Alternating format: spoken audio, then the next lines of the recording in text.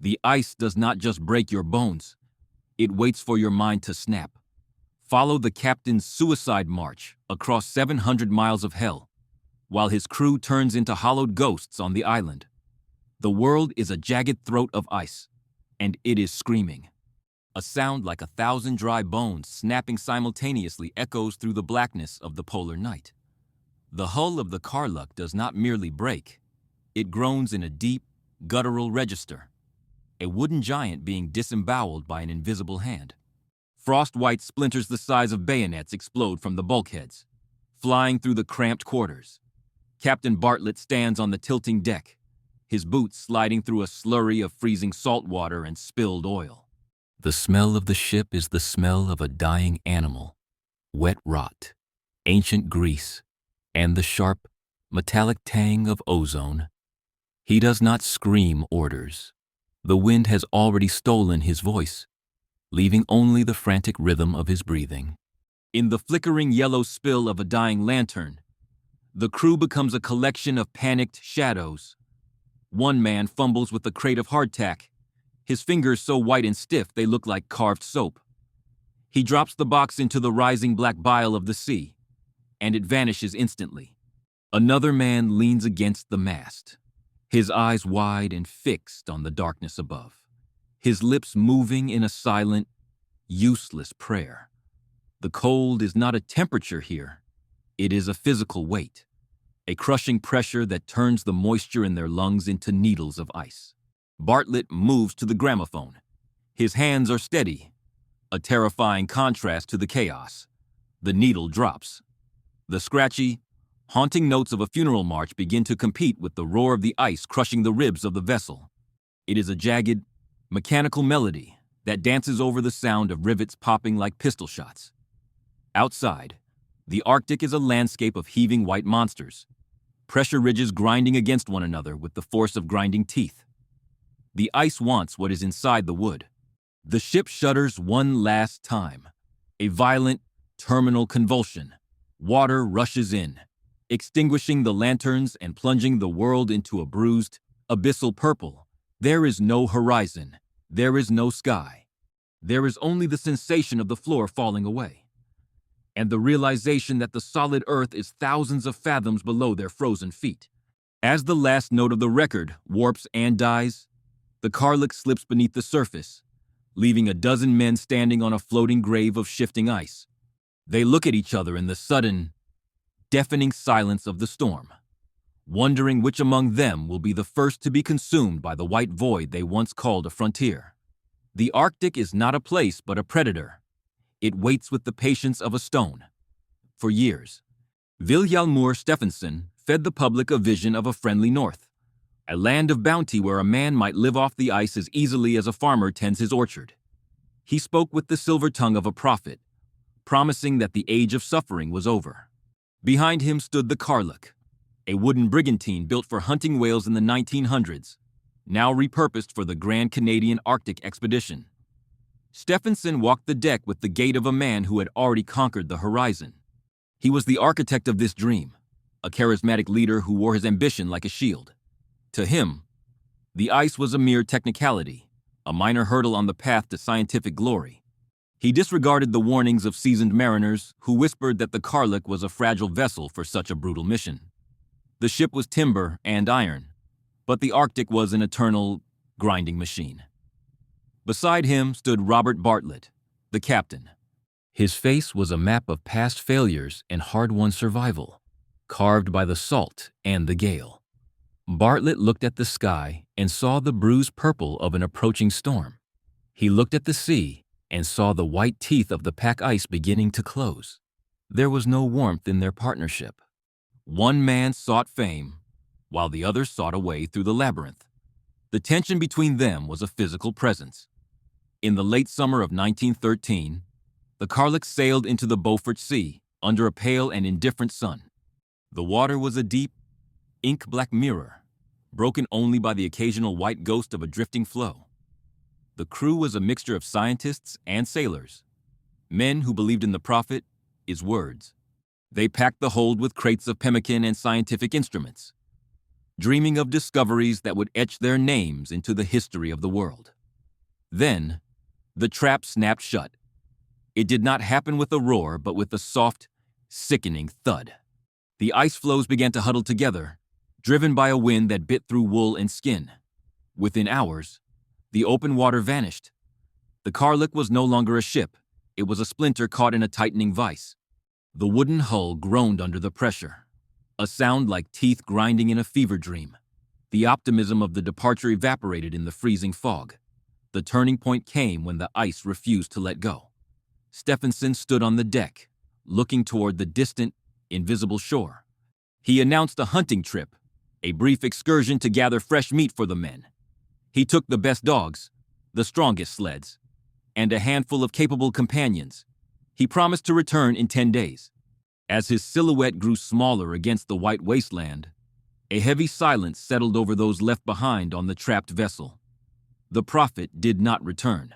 The wind shifted, and the great mass of the pack ice began to drift west, carrying the Karluk away from the hunting party and into the heart of the unknown. Robert Bartlett stood on the bridge, watching the last trail of Stefansson's sleds vanish into a swirl of snow. The realization hit the crew like a physical blow to the chest. Their leader was gone. Their ship was a prisoner, and the long, dark night was beginning. The sun dipped below the horizon for the last time, leaving a world of shadows and ice.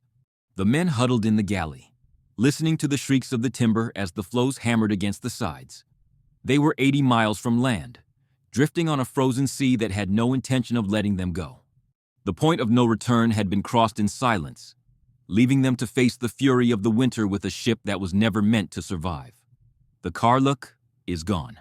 Where 150 tons of wood and iron once stood, there is now only a jagged scar of black water, quickly sealing shut like a healing wound. 25 souls stand upon the shifting skin of the Arctic Ocean. The silence that follows the sinking is more terrifying than the roar of the ship's demise. It is a heavy, suffocating weight. Shipwreck Camp is a cluster of tiny canvas specks lost in an infinite kingdom of white. The tents flutter violently in the gale, sounding like the wings of dying birds. Captain Bartlett moves among the men, his face a mask of iron resolve. He orders the construction of snow walls to blunt the wind. Every movement is a struggle against a cold that drains the soul. The horizon is a deceptive lie. In every direction, the ice has twisted itself into monstrous shapes. Pressure ridges rise 30 feet into the air, resembling the ruins of a glass city. There is no flat ground here. Every mile gained toward land must be paid for in blood and broken tools. The men look at the jagged wasteland and feel the first gnawing teeth of isolation. Discipline begins to fray at the edges like a rotting rope.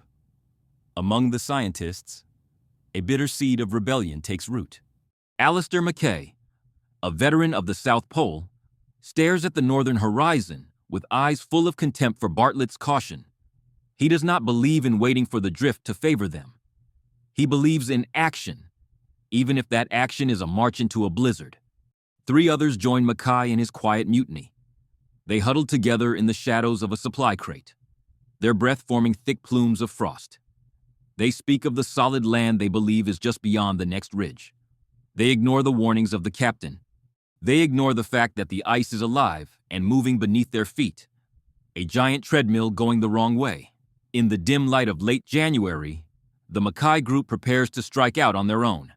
They load a sledge with meager rations and a single tent. There is no handshake of solidarity, only a grim, silent departure. The 4 men become tiny black silhouettes against the blinding glare of the snow. They climb over the first ridge and descend into the white troughs beyond. The blizzard arrives shortly after they vanish. It is a wall of screaming white that erases the world. For days, those remaining at the camp listen for a cry or a whistle, but the wind only offers its own mournful howl. The dogs huddle in the lee of the sledges, their ears blackened by frostbite, their eyes glazed with a primal understanding of the coming end. The Mackay group is never seen again. They leave no trail, no discarded gear, no frozen remains to mark their passing. They simply cease to exist. swallowed whole by the desert of ice. At the camp, the vacancy in the tents is a physical ache. The realization settles into the marrow of their bones. The Arctic does not take prisoners. It only accepts sacrifices. Fear transforms into a cold, hard clarity. The men realize that the rules of the civilized world ended the moment the Karluk vanished beneath the floes. They are no longer explorers or scientists. They are prey. Every scrap of pemmican and every gallon of oil is now a heartbeat. They watch the horizon for the 4 lost men, but only the ice stares back. The journey to Wrangel Island is a slow march through a frozen hell. The men are no longer walkers, but crawlers. They scale the ice chimneys, jagged towers of frozen salt water that tear at their palms and shred their remaining boots. Every mile gained is a victory bought with the currency of human tissue. The island appears on the horizon like a gray, unreachable tombstone. Once they reach the rocky shore, the true horror reveals itself. A mysterious sickness begins to haunt the camp, like an invisible phantom. It starts with a dull ache in the lower back. Then, the swelling begins. Faces bloat until eyes are mere slits in a mask of pale flesh. Legs turn into heavy, doughy pillars that retain the indentation of a thumb when pressed. This is the ghost of Nephritis. The men are dying from the inside out. Their kidneys are failing under the weight of an all-meat diet and the salt-heavy ice they melt for water. They sit in the cramped, frost-covered tents, listening to the rhythmic, agonizing sound of their own strained breathing. The air inside the canvas smells of stale sweat and the sweet rot of decay. Groomed scientists turn into hollow-eyed scavengers. Paranoia infects the mind faster than the disease takes the body. Men watch each other's hands during the distribution of the meager pemmican rations. Accusations of hoarding and laziness fly through the frozen air like poison arrows. The social contract that held them together on the Karluk has snapped, leaving only the raw instinct of the animal. They hunt for polar bears with the desperation of the damned. When they kill, they eat the meat gray and half-boiled. The excess of protein only feeds the fire of the nephritis. They are eating themselves to death in a frantic attempt to stay alive.